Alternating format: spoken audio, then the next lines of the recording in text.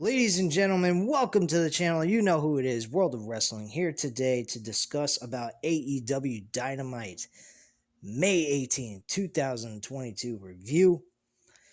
This episode was actually pretty decent, very entertaining. A lot of good action took place, a couple of good promo segments, and on top of that, the ending had a nice little ending. The Undisputed Elite went ahead, destroyed everybody in the ring from Sting, Darby Allin, the Hardy Boys, and everybody else that were in that ring, which I named all four of them. Adam Cole ends up winning his match to move on to the finals for the pay-per-view of Double or Nothing for the finals on the Owen Hart tournament. One thing I would like something to be addressed: what are they fighting for in this tournament? Is there supposed to be some kind of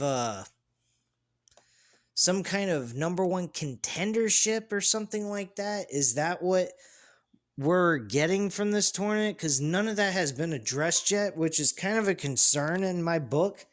That should be addressed soon, or at least by the pay-per-view. But they have yet to even state anything about this.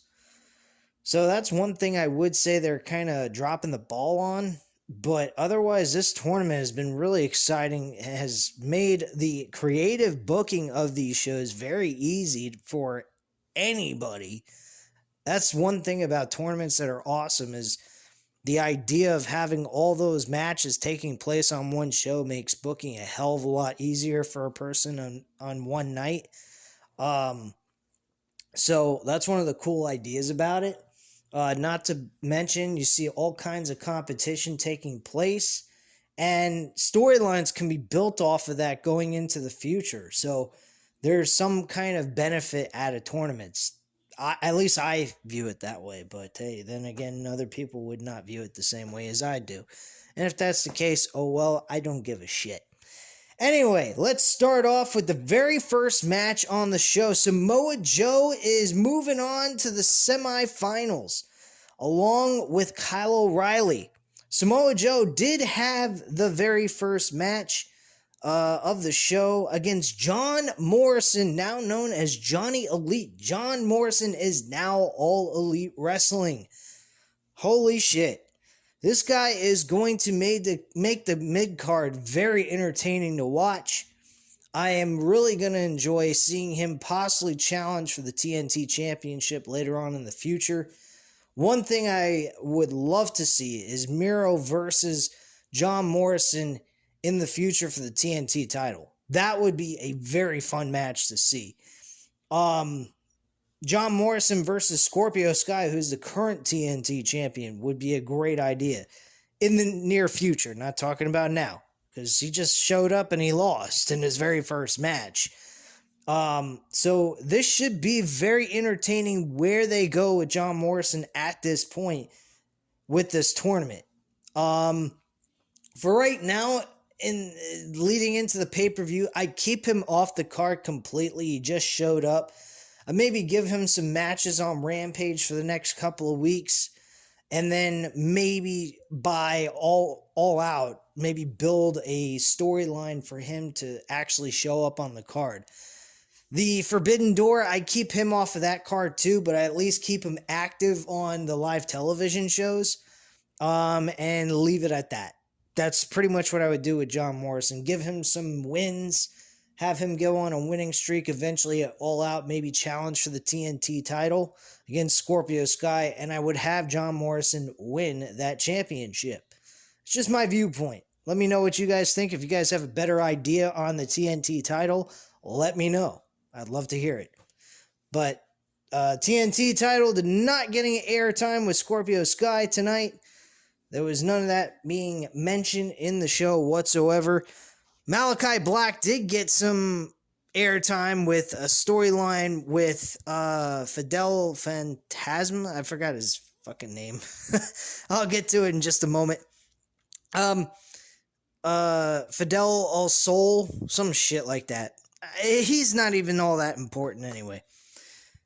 Anywho, Samoa Joe versus Johnny Elite. The two actually went back and forth.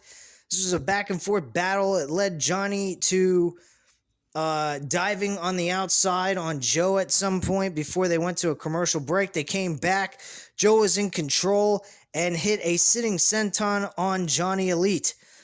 John Morrison gets out of the muscle buster, and it gives him an opportunity to nail a 450 splash, but unfortunately that 450 splash was botched by John Morrison because of the fact that the Samoa Joe was actually a little too far out for him to connect. He landed on his knees and then landed on top of Samoa Joe, making the move not that all impactful. So kind of a weak finish there on the move, fortunately. And the commentators, Jim Ross, Tony Schiavone, and Excalibur all acknowledged the situation that took place to make sense of it. Good job on their part for acknowledging that. And then Joe gets his knees up for another top rope attack and palm strikes Johnny into the corner, and at that point performs the muscle buster for the 1-2-3. So that was the ending of the match. Very solid, entertaining stuff. Very good work by both of these guys. Ray Phoenix and Kyle O'Reilly would follow suit, probably even a little bit better than John Morrison and Samoa Joe later on in the night. So good job by these guys. Excellent work, and it was very entertaining. Despite the fact that John Morrison lost this match for his first match on the show, he did perform at a very high level despite the one little incident we saw with the 450 splash. So good job by both men in this matchup. Following that, though, immediately out comes Sanjay Dutt, Jay Lethal, and Satin Singh. They hit Joe with a lead pipe. Out comes Trent Beretta to save him, but the damage may be done at that point. So I was actually thinking at this point when they had Trent Beretta, Chuck Taylor, and I think Rocky Romero was there as well. They looked like they were about to turn on Joe and maybe join forces with Jay Lethal, which would have been very weird. But kind of felt like that was going to happen, but none of that actually took place. Next segment was actually the Bucks confronting the Hardy Boys backstage, who just got the news that Jeff Hardy is medically cleared to wrestle despite the fact he had wrapped up bandages on his ribcage. Bucks warn Jeff that he should take the night off because Cole will hurt him bad. Both him and Matt take exception with Matt calling them whiny little bitches, saying that they are just a bunch of phony bullshit artists and they don't really care about the Hardy Boys, and they've been doing this for a very long time and are more extreme than the Young Bucks ever dreamed of being, and they're just weak-ass fucking tag team. This is pretty much what took place there. So, there you go. Next match was Hangman Page. He actually went up against a Japanese performer by the name of Konosuke Tashita, I think is how you pronounce his name. I do apologize if I mispronounced it. This match was pretty damn decent as well. So CM Punk joins the commentary. Takeshita shows viability, but Hangman shows why he's the champ. He backdrops Kazuki on the apron before hitting his patented moonsault to the outside. We go to the break, and back from it, both men are trying to one-up each other. Blue Thunder Bomb by Takeshita, and 2 count, and then Hangman goes for the outside, and Takeshita dives over the top to the champ. This is awesome chance breakout out of nowhere, and both men hit suplexes. Both men lariat one another down, and then Hangman hits a tombstone and follows it up with gets a 2 count, but then finishes him off with a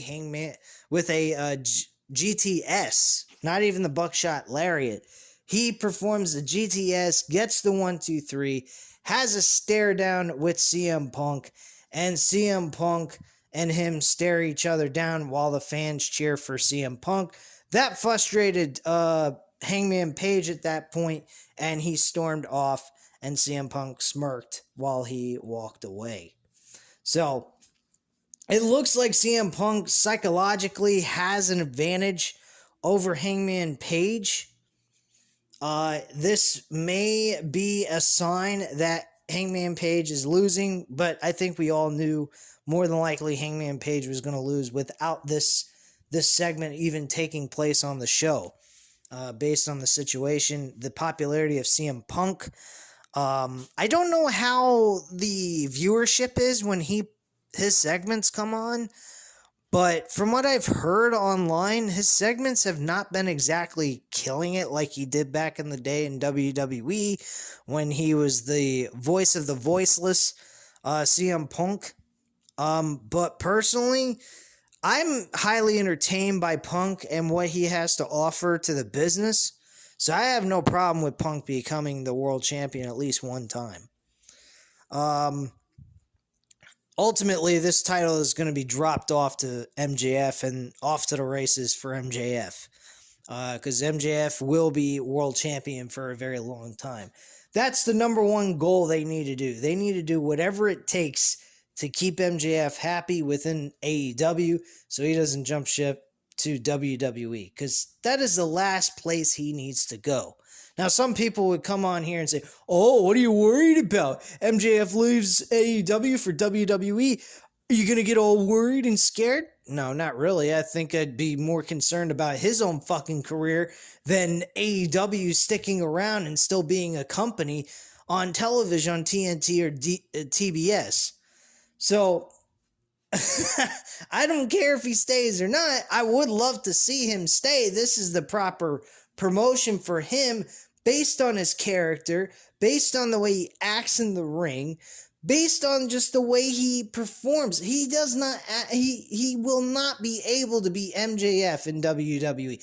I do not care how many times he advertises how he's going to go to WWE if AEW doesn't meet his demands. This is the MJF we need to see. The guy plays MJF on and off camera. When he is in front of people, the only time I think MJF is truly who he is when he is not in front of the public. When he's at home with his family, he's basically himself. He's not the character. He's not portraying the character everywhere he goes, even at home. I mean, at home, he's just himself with his family. But with the rest of the world, when that world sees him out in public, he is the character he portrays on TV. He will not be able to play that kind of character in person if he worked for WWE. It would offend a lot of people. WWE don't like that. WWE doesn't like controversy, even though controversy creates cash, as Eric Bischoff wrote in his book. It does create cash. Controversy creates cash. And that's what MJF does. He does it in a very respectable manner in the sense that he doesn't put his hands on anybody, but he does talk a lot of shit and pisses people off. And he doesn't, he don't care if you like him. He doesn't care if you don't like him. His attitude is he's trying to sell you his character and make you hate his guts in and out of the ring. He don't want you to really like him at all. He wants you to hate his guts. And that's the point of the character altogether. And I think that's great. So, that's all I have to say on that. Next up was a promo by Fuego del Sol. There you go. Now I got his name corrected with WrestleZone.com, where I'm getting this information from. And Dark Order, who will be challenging the House of Black on Rampage. Oh boy, another 3-on-3 schwaz match. Wazoo match. Whatever. Bullshit. I'm telling you, I am so fed up with the House of Black being treated the way they are. They are the real Dark Order. They should be utilized on television the correct way. And they're not, and I'm kind of pissed off about it. So I'm not going to get in a full rant about it. I've done it week after week.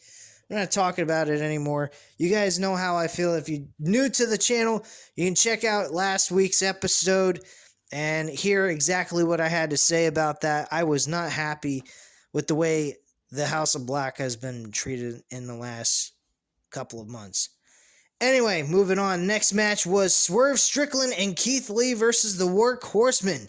This is a very quick match. The Workhorsemen do live up live up to their name, but Lee nails his spirit bomb for a 1-2-3, and that was it. If you blinked, that was all. You missed it. After the match was over, Keith Lee grabs the mic and says that they became a top 5 ranked tag team. Out comes Starks and Hobbs, and Ricky gets called a bar of soap by Swerve. Out comes Jurassic Express. Christian tells Ricky to shut the hell up. He reveals that they challenge both teams on the world tag team titles at Double or Nothing. So 2 teams that honestly were not legitimate tag teams at all. Keith Lee and Swerve Strickland are not a true legit tag team. Wow, this is fucking weird. This is not AEW at all when it comes to tag team wrestling. Usually they are on point with this shit. What the hell is the Jurassic Express facing Ricky Starks and Will Hobbs, as well as Keith Lee and Swerve Strickland? They just put them together and that was it. There has not been a long-term thing that was built between these two. They have not been traditional tag team partners. Ricky Starks and Will Hobbs, same thing. They just happen to be on the same in the same faction, but they're not a legitimate tag team. What about the Lucha Brothers? What about the Young Bucks? These 2 teams have not done jack squat. Granted, they have been the tag team champions, but let's get real. I would prefer even Ethan Page and Scorpio Sky challenging for the tag team titles because they have been a legitimate tag team. They have worked together. They have done tag team wrestling with one another consistently. At first, they were a tag team. And now Scorpio Sky has kind of stepped out on his own with Ethan Page behind him with Dan Lambert. So, if there's anybody that is just brand new to the fucking television show of Dynamite, I'd have to say Ethan Page and fucking Scorpio Sky deserve an opportunity for the tag team titles than these 2 teams, because let's be honest, they're not really a legit tag team. Just saying. It's just my thoughts on that. You guys might disagree. That's fine. I don't care. I just feel a little different about the situation. I don't think it's really right that they are getting an opportunity for the tag team titles when technically they didn't really earn them at all, because they never... I just don't see it as something that's needed to take place, but whatever. Red Velvet is backstage with Tony Schiavone, whom Jade Cargill tells him to cut the shit. Basically, Red Velvet is talking about how she's going to beat Chris Statlander in the next match for the Owen Hart tournament. And that's pretty much what took place there. Out comes MJF, and he nearly vomits saying Houston. That was fucking funny as shit. That was hilarious, man. I absolutely loved his comments. He says, and now we're in Houston. That was fucking funny as shit. He expressed his enthusiasm for giving to give Wardlow 10 lashes, who gets escorted out by security and no music. The lashes begin, and Wardlow barely reacts, not even selling these whips that he's taking from MJF. MJF then eventually flips out on him before being held back by Spears. Spears gets a couple in, and he has one more left, and Wardlow chants break out. MJF kicks him in the balls, and MJF punches him with his Dynamite diamond ring. So, the man goes through 10 lashes and then suffers a low blow and a diamond ring to the skull. How nice. But hey, then again, this is MJF we're talking about. Always looking for an advantage. Trent Beretta and Rocky Romero are backstage. And they are talking about how their team is back together. They are actually a legitimate tag team. I would even be okay with them challenging for tag team titles, but unfortunately, they have not won enough matches to even be granted a tag team title match against the Jurassic Express. But they end up at the end of this promo challenging FTR to a match, which actually I think would be a good matchup. I think these two teams would have a good banger of a match. Next up was Rey Fenix and Kyle O'Reilly. Holy fuck, what a match this was. This match had this crowd screaming like fucking crazy, man. They had a long, drawn-out match that was very fun to watch. A lot of technical wrestling that took place. Rey Fenix actually suffered some pain in his arm. I don't know if this was a work or this was legitimate, but he tried to hit a cutter on Kyle O'Reilly. Unfortunately, his arm was in a lot of pain and he couldn't perform the move, leading to Kyle O'Reilly getting the submission hole, the armbar submission in, and then he ends up making him tap out at the end of this match. A lot of kickouts, near falls throughout the entire match. Both men had a clear opportunity to win, but at the end of all of it, Kyle O'Reilly won the match. Next up was the Jericho and Regal confrontation. This was an excellent fucking promo, and a lot of, I would say, a lot of drama going on in the Blackpool Combat Club. Jericho kind of threw a little wrench in that whole relationship they had going on that was working very well.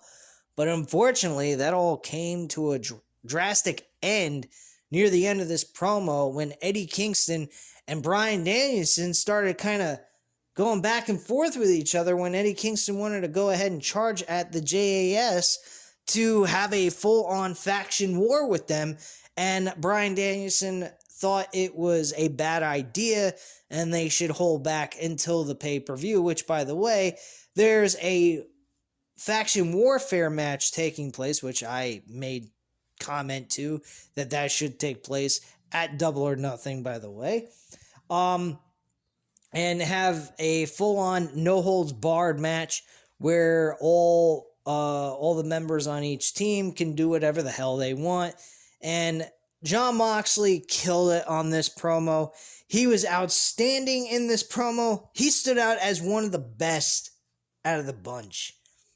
Jericho did really well in his cutting down of William Regal. He also shot down Jon Moxley with his drinking problem he just recently recovered from a couple of months ago. And he directed that at Bryan Danielson. He said, look, for a guy who doesn't drink, never had a joint or had any drugs in his system his whole entire life, lived a straight edge lifestyle, I'm surprised at this point you haven't done anything. But don't worry, kid. You stay with them long enough, you might end up going into a AA meeting for overcoming alcohol problems, and like your buddy over there, Jon Moxley, did. I'm like, holy shit, the whole crowd went nuts. They flipped out about that comment. I thought it was a little bit crossing the line, but let's face facts. I'm certain Jon Moxley and Jericho talked about this, and Jon Moxley gave him the okay to do it. I don't think Jericho would be disrespectful to the guy if he didn't like the idea of doing that kind of comment. So I don't think that is something that wouldn't have been agreed upon before this segment even took place. So you kind of noticed Jon Moxley didn't really take it to heart either. Kind of sat there. I think he was smirking a little bit, smiling, thought it was a little funny that he kind of took a shot at him from for that. So you kind of know that there was an agreement that it was okay. Jericho probably asked him, "Hey, Mox, would it be all right if I brought this into play just for a way of making me look like a complete prick?" And Moxley probably went, "Yeah, no problem, dude. It's all right. No big deal. We're just trying to produce a good show for the audience." So that was fucking great. I absolutely loved it. It was very controversial, and definitely brought out a huge reaction out of the crowd, out of this entire segment. Jericho was hitting on all cylinders too. I mean, he was on point, being the absolute biggest prick. He also had the audience shut the hell up during this entire segment because they were trying to sing along with his song and they cut the song off, which was a brilliant idea because let's face facts, folks. They have been going ahead for weeks, actually for weeks, almost the last 2 months, singing this song when he is part of this new faction that are complete assholes and do not appreciate the audience. And they don't care. And they're sports entertainers. So, fuck sports entertainment. Sports entertainment is for the WWE. I wish they would have addressed that in this promo tonight. I wish Jon Moxley or somebody... Jon Moxley probably would have been the best person to go with this. He should have looked at Jericho and said, "You know what, Jericho? You know what you ought to do? You ought to go back to Stamford, Connecticut and work for that other promotion. You know, the promotion you used to work for that didn't appreciate you at all and didn't appreciate me. Go work for them if you're such a fucking sports entertainer. This is wrestling. We care about wrestling here in AEW. That's what we're about. You can take that sports entertainment shit and shove it up fucking Stamford, Connecticut's ass. Fuck sports entertainment. If I want sports entertainment, I'll go watch fucking real wrestling. Not this bullshit that they pretend to be wrestlers. Fucking bullshit. But I like it. I like what Jericho's doing. I have a lot of respect for him. William Regal's portion of this segment was kind of odd. He actually addressed that, since 1997, I've had to deal with listening to you talk, ramble about how good you are with your screechy little voice, and yada, yada, yada. And Jericho also addressed, he said, "Well, don't make me have to go ahead and pee in your teacup again." That was referring back in, I think it was in 2001. I think this was when William Regal started becoming the commissioner of Raw and SmackDown on WWF. And he was booking the matches on screen. And one segment, he actually pisses in his cup. In his teacup, and he takes a sip and he's like, "Oh my god, what is this shit?" So that was funny as shit that he brought that up. And I think that was in 2001, just before the Alliance versus WWF took place. So yeah, that was pretty fucking funny. But he then brings up the idea that backstage, all these years, he literally has gone through his luggage and grabbed his toothbrush and shoved it up his rear end. This was very odd. Like, huh? Why would you need to shove it up your ass? What the fuck? That is just gross as hell. And Jericho and his members of his faction were literally going ahead and going, "Dude, that is fucking gross." What the fuck? Jericho's standing there like completely dumbfounded. And then he looks at the guy that was standing up for Jericho. He says, "Oh, don't worry. Last week I actually did that to your own toothbrush." He's like, "What?" Fucking sick, man. But yeah, that was pretty fucking off the walls. Daniel Garcia is standing up for Jericho, and he goes ahead and tells him he stuck his toothbrush up his ass last week. That was sick shit. But yeah, eventually this led to a match to be announced. The JAS wanted to challenge them to a stadium stampede. Now let's face facts. Unless they're going to the Allegiant Stadium in Las Vegas, there ain't no need for a stadium stampede. They're not going to do it in Jacksonville, Florida, when they're all the way on the other side of the fucking country in Las Vegas on the west side of the world. Or the west side of the country, I should say. So, no point in doing that. And thankfully that was shot down, and they were just going to have it in T-Mobile Arena, which is where this event's taking place. Very big arena, by the way. A lot of events have taken place there. Big boxing matches, UFC events, even WWE pay-per-views. So this is going to be very entertaining to see. Hopefully this turns out to be a really good warfare matchup. Anyway, moving on now. The next match after the segment that I just went over was the Owen Hart Foundation tournament with the women. This had Britt Baker and Maka Atu. She looks very familiar. Looked like Kairi Sane, but I'm not sure. But she looked a lot like Kairi Sane in my book. But I could have been wrong. Match was very kind of goofy, I'd have to say, in my book. Britt Baker, they didn't really do a whole lot on the Joker Wilds for these two matches. I wasn't really all that impressed. John Morrison, a little bit more than the women's choice, but I was expecting Johnny Wrestling, Candice LeRae, somebody of that kind of nature to show up. Unfortunately, that was not the case. I did hear from my friend, Matt, 87 Eagle, tell me that he found out that there was a tweet online from AEW that they were addressing Johnny Gargano was going to be the guy to challenge Samoa Joe. They erased that, kind of deleted it, and redid the tweet and stated it was going to be John Morrison to challenge Samoa Joe in that match. Why they're giving out the spoilers of who's actually going to challenge Samoa Joe is kind of odd. When he told me this, I was like, why would they even say anything to anybody on a social media platform in any capacity? It's kind of stupid, but whatever. Anyway, Britt Baker, she, pretty much kind of dominated the match in some case. I mean, her opponent wasn't bad. She was actually very entertaining, very funny.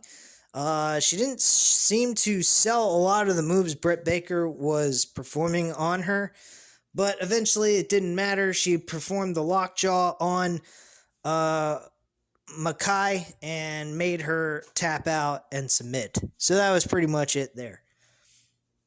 The next segment after that was Tony Schiavone goes to the center of the ring to hype up the AEW Double or Nothing match between Serena Deeb and Thunder Rosa. But out comes Serena Deeb. She heard what he said last week. Why doesn't he think she can't beat Thunder Rosa? She's referring to Dustin Rhodes. She's sick of that. And she's also heard that Dustin had to say, the Natural comes out and he soon gets slapped, which prompts Thunder Rosa to come out as well. She talked about some of the things that she mentioned to Dustin Rhodes. She said, you know exactly what I've went through in the last 10 years or so. through the last decade or so in this business. I had to get breast implants for these old perverts in this other company we worked in. And on top of it, I shaved my head even to fit in for these assholes. A very good shot on WWE there. Really like the idea of calling Vince and his colleague of workmen to be perverts, because truthfully that's what they are anyway. They want to get their rocks off by looking at fucking half-naked women, instead of seeing real wrestlers who are females doing what they do best, and that's to wrestle. So, there you go, with WWE in a nutshell. And after doing all of that, she said that none of that worked. She had to rebrand herself, work in the indies, and work her way up into the AEW. And now she's getting a title shot. She doesn't understand why Dustin Rhodes would actually not look at her as a serious threat and totally side with Thunder Rosa, but not also think that Serena Deeb has a really good shot at winning the championship. She goes, I see you always training her. You bring on this happy-go-lucky story that you guys were talking about last week. And in the promo, you're telling the audience that I ain't got a shot in hell that Thunder Rosa is going to beat me, and that's all there is to it. She's very frustrated, very upset by all this, and she ends up slapping him in the face. This, like the writing from the WrestleZone.com was stating that Thunder Rosa saw that, she got upset, she ran out. She tried to go ahead and attack her, but Dustin Rhodes held her back. She elbows him in the skull. Her belt falls on the ground. This spot was terrible. Really a fucked up situation that didn't go over very well. I think it was completely botched. She goes ahead. She accidentally hits Dustin Rhodes. The title belt falls in a very awkward place where Thunder Rosa would be able to see Serena Deeb picking it up. And in that situation, if you think about it logically, under normal circumstances, she probably would have ducked and moved out of the way. But she acted totally confused. Serena Deeb's getting set up in position to hit her in the head. She's looking around going, what's going on? And then she instantly turns around and gets whacked right in the fucking head. And that's all there is to it. She gets laid out. Dustin Rhodes checking on Thunder Rosa. Serena Deeb's holding up the AEW Women's Championship as she walks off with it, basically stealing the title. Obviously, in this situation, Serena Deeb's losing this match anyhow, because she just stole the fucking belt. We've seen this happen countless times before in the past. The Great Khali doing that to John Cena back in 2007 with the WWE Championship. CM Punk did that to The Rock with the WWE Championship as well. This is a repeating pattern that we've seen in the past, so this is probably going to be the same situation as well. And Serena Deeb will lose to Thunder Rosa at the Double or Nothing pay-per-view. Main event time, guys. This match was actually rather short, but still effective. The Owen Hart tournament with Adam Cole and Jeff Hardy was very short. This match was about 9-10 minutes long. We got about maybe 7 minutes of the action to see, while the other 2 minutes was in commercial break.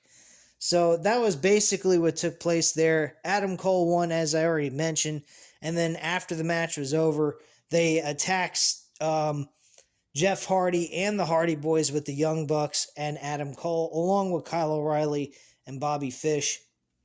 This eventually led to Darby Allin and Sting to make the save, but unfortunately they were attacked by that group as well. The numbers game was too big for them to deal with, and eventually this led to Sting getting his leg wrapped into a chair, and Kyle O'Reilly comes smashing down from the top rope with his knee into the chair, causing Sting to have problems with his leg now that his leg being trapped inside the chair. So that's pretty much how the show went off the air, with the Undisputed Elite kind of standing there tall with their hands held high, and the rest of the members from Darby Allin, Sting, and the Hardy Boys laid out in the middle of the ring. So that's basically your entire review for AEW Dynamite for May 18th, 2022. I hope you enjoyed it. If you did, hit the like button if you liked the video. Hit the subscribe button if you're not already subscribed to the channel. And leave a comment down below. I'll definitely get back to you on that. And I thank you guys very much for watching. Have a great night, guys. Bye.